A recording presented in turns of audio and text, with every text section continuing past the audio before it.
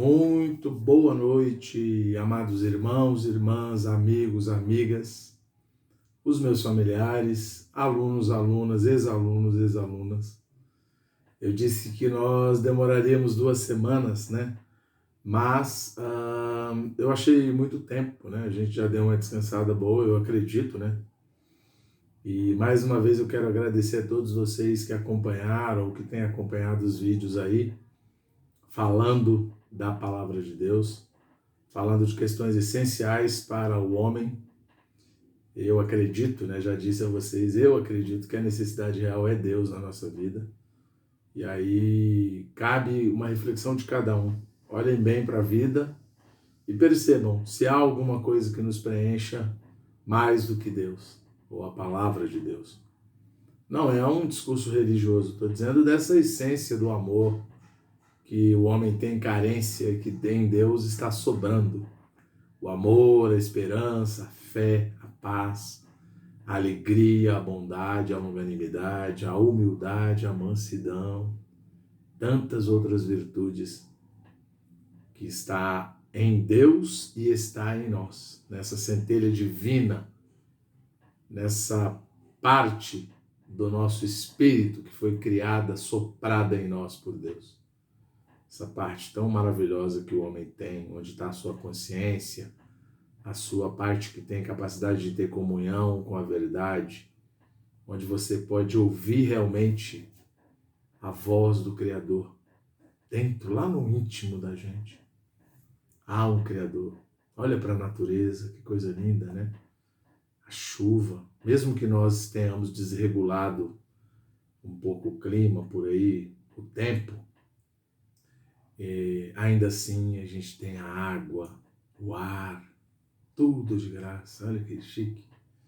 A gente ainda vende isso, né? Comercializa, porque a gente se civilizou, ficamos amontoados todo mundo no mesmo lugar, então precisa desse processo todo. Mas a água tá aí, cai do céu, olha que coisa legal, né? Isso já é motivo para a gente ser grato, não é verdade? E é isso. Então vamos continuar a nossa caminhada. Segundo volume agora do 40 lições essenciais para a vida cristã. Volume 2. Agora é a parte que fala um pouco da igreja. O que é igreja? É um prédio, um lugar onde tem um altar, assim? Pode até ser.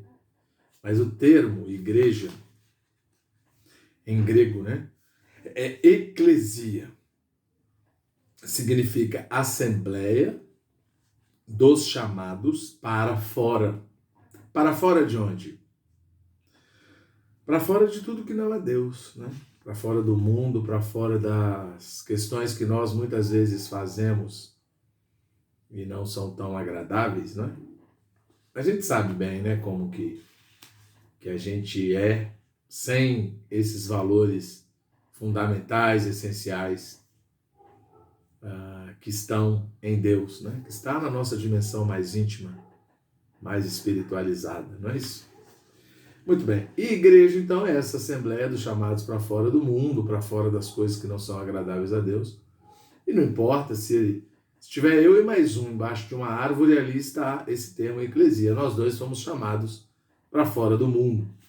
Por um lado é isso, por outro lado eu também, como um ser humano completo, inteiro, eu tenho, né, e aí segundo o que eu creio, né, e que nós estamos aqui falando, um corpo que toca nessas coisas materiais, uma alma, onde eu penso, raciocino, tenho vontade, desejo, tenho as minhas emoções, e o espírito, onde tem a minha consciência, a parte da comunhão, da intuição, essa parte mais íntima, que contata Deus, assim, né, que pode contatar essa espiritualidade humana. E aí, nesse sentido, eu também sou o templo, né? Deus mora dentro de mim. Normalmente ele mora lá no espírito, assim, né? No meu espírito humano. Mas como ele mora lá, ele habita lá, na medida que eu vou conversando com ele, né? Tendo comunhão com ele, lendo mais a palavra, orando mais, me preocupando com as pessoas, porque o desejo de Deus é que as pessoas creiam nele, que elas vivam juntas em harmonia, em união, cuidando umas das outras. Não quer dizer que é um grupo de perfeitinhos, é um grupo de pessoas que têm clareza de que precisam umas das outras, que necessitam amar umas às outras, orar umas pelas outras, cuidar umas das outras. E nesse sentido, à medida que nós vamos alimentando essa centelha, ela vai crescendo, vai tomando conta da minha emoção, da minha vontade, né, da minha mente, inclusive, do meu modo de pensar, e vai me mudando, vai me moldando, vai me transformando em alguém agradável a Deus. Não é agradável a uma religião, a alguém, algum líder, nada disso. É essa dimensão de Deus em nós. Tudo bem? E essa igreja, então, onde tiver 2 ou mais. Pode ser 2, 2.000, 3.000, 10, 100, 50, 20, 10, não importa. E, então, é um monte de templos unitários juntos, virando templos coletivos. Não sei, para ser um templo só. É mais ou menos isso, né? Então, vamos aí começar com a nossa lição 1, que eu nem cheguei ainda, estou aqui conversando e ainda não cheguei. O título é A Visão da Igreja. Eu não vou conseguir colocar esse título toda vez, mas isso aqui acho que dá para fazer. E o título dessa A Visão da Igreja é a lição 1. Os aspectos universal e prático da igreja. Em Efésios 3, 10 e 11, desvenda que a existência da igreja é segundo o propósito eterno de Deus, que foi feito em Cristo antes da fundação do mundo. A igreja não veio a existir por acaso, mas foi planejada na eternidade, antes de haver o tempo. Deus planejou ter uma igreja composta por um grupo de seres humanos coordenados como um corpo coletivo com o qual ele pôde se mesclar em sua natureza divina. Em outras palavras, esse corpo coletivo é um vaso coletivo no qual ele se deposita. A igreja, portanto, foi o que Deus planejou e é o centro do seu propósito. Todas as coisas vieram à existência para a igreja, que é a expressão de Deus na terra. Os céus, a terra, o espaço e uma infinidade de outros itens, sem os quais Deus jamais teria a igreja no universo. Tudo isso é para a igreja e existe por causa dela. Além disso, para a produção da igreja, é necessário haver o homem tripartido, com espírito, alma e corpo. O corpo humano relaciona-se com a criação, a alma relaciona-se com o próprio homem e o espírito relaciona-se com Deus. Em suma, para que a igreja existisse foi necessário haver o Deus triuno, milhões e milhões de itens da criação e o homem com 3 partes. Por isso afirmamos que a igreja é o centro do propósito de Deus. A igreja possui 2 aspectos, o universal e o prático. No aspecto universal, a igreja engloba todos os filhos de Deus, em todas as eras e em todos os lugares. Esse é o aspecto visível, aliás, esse é o aspecto invisível da igreja e intangível, No aspecto prático, ela é o ajuntamento dos filhos de Deus numa cidade. Assim é que se dá a expressão de Deus por meio da igreja. Então esse aspecto universal é meio que intangível, invisível, e o aspecto da coletividade na cidade, as pessoas que vivem num determinado limite municipal, são a expressão prática da igreja naquele município. A igreja é o mistério da vontade de Deus que em outras gerações, no Antigo Testamento, não foi dado a conhecer aos filhos dos homens. Efésios 1, 9 e 10, Efésios 3, 5. A igreja é a assembleia dos chamados para fora do mundo. Efésios 4, 1, 1 Coríntios 1, 2. A palavra grega eclesia é formada por 2 radicais gregos, ek, que significa fora de, e em termo derivado do verbo kalel, que significa chamar. Portanto, a igreja não é um lugar físico, mas é a assembleia, a reunião, o ajuntamento de todos os que foram chamados por Deus para fora do mundo. Mateus 16, 18. Na Bíblia, a primeira pessoa a ser chamada foi Abraão, o pai da raça chamada. Gênesis 12, 1 a 3. Após as 4 quedas do homem, Deus abandonou a raça criada e chamou Abraão para sair de Uro dos Caldeus, terra de ídolos, e ir para outro lugar, a terra de Canaã, a fim de estabelecer um novo começo, com uma raça chamada, que mais tarde seria o povo de Israel. No Novo Testamento, os chamados de Deus são os que, ao crerem em Cristo, tal como ocorreu com Abraão, deixam os ídolos e passam a viver em Cristo, simbolizado pela boa terra de Canaã, com todas as suas riquezas insondáveis. Inicialmente, a fé de Abraão era pequena, e ele não se movia, mas à medida que Deus lhe aparecia e falava, sua fé crescia, e assim ele avançou até chegar a Canaã. Atos 7, 2, 3, Gênesis 11, 31, Gênesis 12, 5, Gálatas 3, de 6 a 9, Romanos 10, 17. A descendência celestial de Abraão, as estrelas do céu, representa a igreja. Gênesis 15, 5, Gênesis 22, de 15 a 18. Os crentes do Novo Testamento foram chamados para fora do mundo, de acordo com o propósito de Deus, a fim de ser conformados à imagem do seu primogênito. Romanos 8, 28 e 29. Os crentes são chamados a fim de andar de modo digno, manifestando as virtudes elevadas daquele que os chama. Efésios 4, de 1 a 3. A igreja, no sentido universal, inclui a todos os crentes em Cristo do Novo Testamento. O aspecto misterioso e invisível de Cristo, Efésios 1, 22, 1 Coríntios 1, 2. Os santos do Antigo Testamento não são membros da igreja neotestamentária, nem mesmo João Batista, Lucas 7, 28. A igreja foi iniciada com o derramamento do Espírito Santo, tal como está registrado em Atos. Atos 2, de 1 a 4, 17 a 21, de 37 a 41. E Atos 10, 44 e 48. Na segunda vinda de Cristo, a era da igreja será encerrada, e muitos judeus se converterão, mas não serão parte da igreja.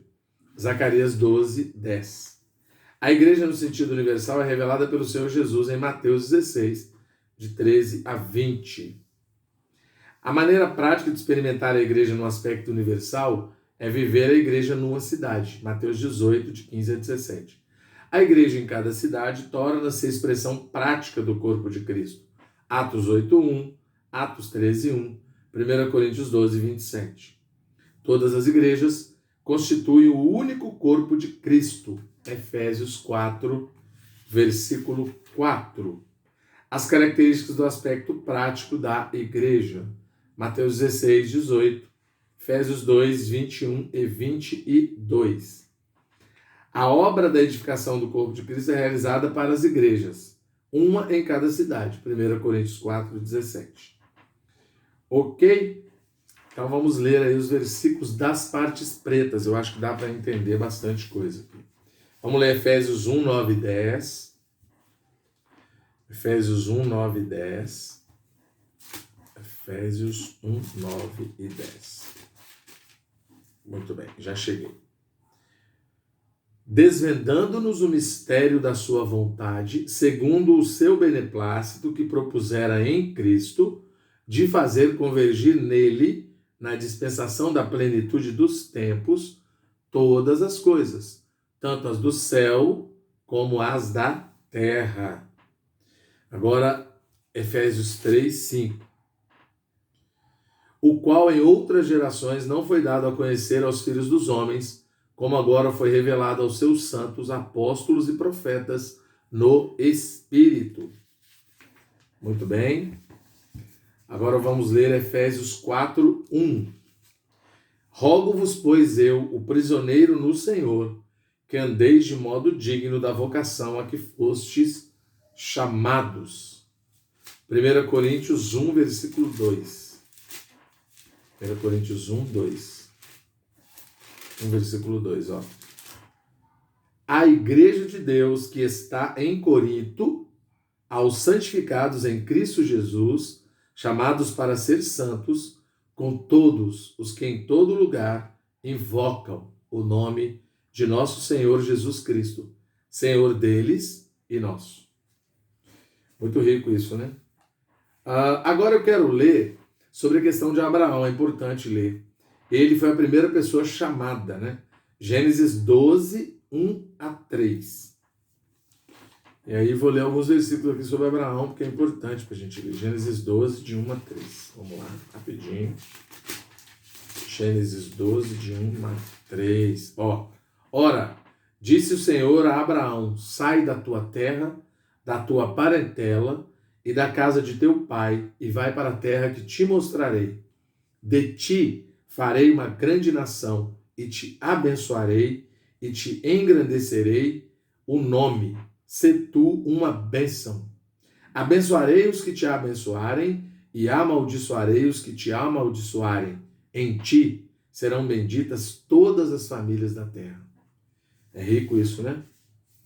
Esse é o primeiro chamamento. Depois a gente pode ler que a fé dele fez ele avançar até Canaã. Gênesis 11, 31. Já está aqui, ó. Terá a Abrão, aliás, né, que ele não chamava Abrão ainda, tomou Tera a Abrão, seu filho, e a Ló, filho de Arã, filho de seu filho, e a Sarai, sua nora, mulher de seu filho Abrão, e saiu com eles de Ur dos Caldeus para ir à terra de Canaã. Foram até Arã, onde ficaram. Eles não chegaram em Canaã de uma vez, demora, né? E depois a descendência celestial de Abraão. Vamos ler, né? Que aí entra a gente nesse meio aí. Gênesis 15, 5. Então conduziu-o para fora e disse: olha para os céus e conta as estrelas, se é que o podes. Ele disse: será assim a tua posteridade. Muito rico, né? E aí Gênesis 22, de 15 a 18 também. Aqui diz assim: então do céu bradou pela segunda vez o anjo do Senhor a Abraão, e disse: jurei por mim mesmo, diz o Senhor, porquanto fizeste isso e não me negaste o teu único filho, o que deveras te abençoarei, e certamente multiplicarei a tua descendência como as estrelas dos céus, e como a areia da praia do mar. A tua descendência possuirá a cidade dos seus inimigos. Nela serão benditas todas as nações da terra, porquanto obedeceste a minha voz. Aqui quando Abraão foi dar a Isaque, né, por sacrifício. Deus viu a fidelidade dele. Agora os crentes no Novo Testamento. Romanos 8, 28 e 29. Romanos 8, 28 e 29. Já estou chegando. Opa, passei muito. Romanos 8, 28 e 29. Já cheguei. Sabemos que todas as coisas cooperam para o bem daqueles que amam a Deus, daqueles que são chamados segundo o seu propósito, porquanto aos que de antemão conheceu, também os predestinou para serem conformes à imagem do seu Filho, a fim de que ele seja o primogênito entre muitos irmãos. Muito bom. E os crentes são chamados para andar de modo digno. Efésios 4, de 1 a 3. Efésios 4, 1 a 3. Rogo-vos, pois, eu já li esse.